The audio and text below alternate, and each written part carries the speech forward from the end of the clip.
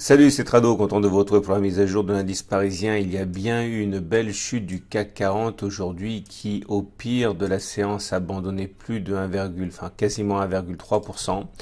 Mais on termine mieux que l'on a été, hein, et la raison à chercher du côté des fondamentaux pour commencer, puisque eh bien on a changé la méthode de comptabilisation des contaminés du coronavirus avec une explosion de plusieurs milliers de cas en un jour, tout simplement parce qu'ils ont décidé de comptabiliser les contaminés avec des simples radios pulmonaires plutôt que via le test, hein, vu qu'il y a plus de tests disponibles pour tout le monde.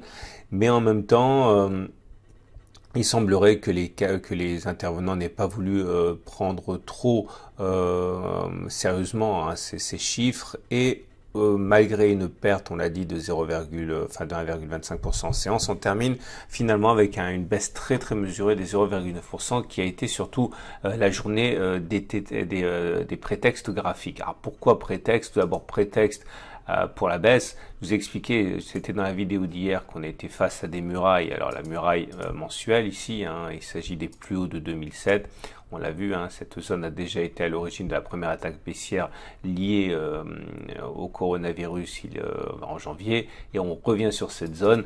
Il est normal de saluer la présence de cette falaise par des hésitations, et là on retrouve cette même difficulté mais sur un plan hebdomadaire. Vous voyez, hein, les cours sont en train de travailler cette zone, et à partir de là il est logique que les intervenants prennent au moins partiellement certains bénéfices, mais ça a été également l'occasion et le prétexte à rentrer après que l'on ait eu vérifié la solidité de plusieurs éléments graphiques. Tout d'abord, la solidité du support journalier, ici des 6045, 6052, enfin, on savait que c'était une zone de support, on savait que des acheteurs attendaient éventuellement le moment où on reviendrait sur cette zone pour acheter, ce qui a été fait. On a également profité de cette attaque pour tester la solidité du gap des 6018, 6033. Vous voyez, il n'y a pas eu de cotation entre les plus hauts du lundi 10 février et les plus bas du 11 février, ça s'appelle un gap. Ce gap, normalement, si c'est un gap de continuation, ne doit pas être comblé rapidement, et il n'a pas été comblé, hein, vous le voyez bien, il a été comblé mais uniquement partiellement. Il reste encore un gap résiduel ici, hein, compris globalement entre 6018 maintenant et 6028. Tant que ce gap, je l'ai dit, n'est pas rebouché, on peut le qualifier comme un gap de continuation qui nous donnerait un objectif, pourquoi pas, soyons fous, enfin bon, c'est la possibilité, c'est une possibilité parmi d'autres, hein, de voir la distance parcourue avant le gap reportée par-delà le gap. Donc on a toujours la possibilité d'aller visiter la résistance des 6160 ici, d'aller chercher les 6180. C'est une possibilité. Néanmoins, une victime collatérale de la baisse à laquelle on a assisté aujourd'hui est le gap des 6061, 6063 qui lui a complètement été rebouché. Alors c'est ça qui m'embête un petit peu, c'est que lorsque les gaps sont rebouchés, il s'agit de gaps communs souvent.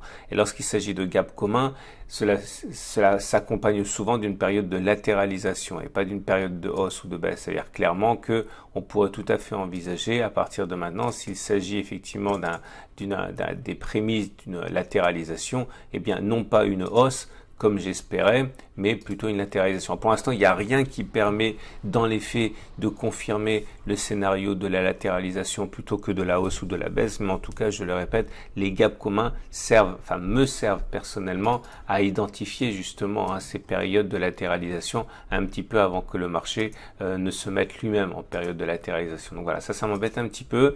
On verra ce qui va se passer, mais c'est quelque chose que éventuellement on peut envisager.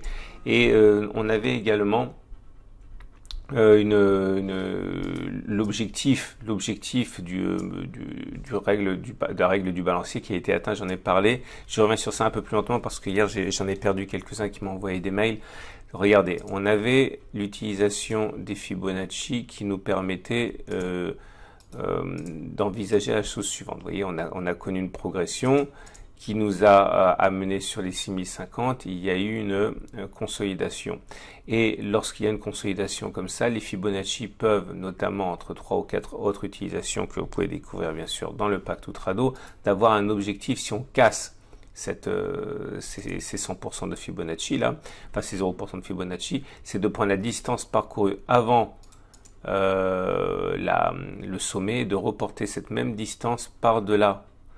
Ok, et vous voyez, l'objectif a été touché, on va dire, il a été touché à peut-être 1 ou 2 points près. Et c'est vrai que ça, plus la présence de résistance majeure, a peut-être entraîné des ventes de précaution qui ont une part d'explication dans la baisse d'aujourd'hui. Ça va, c'est ce que je voulais dire. Et donc, bon, vous le savez, je suis toujours en swing haussier. J'ai déjà pris des profits partiels.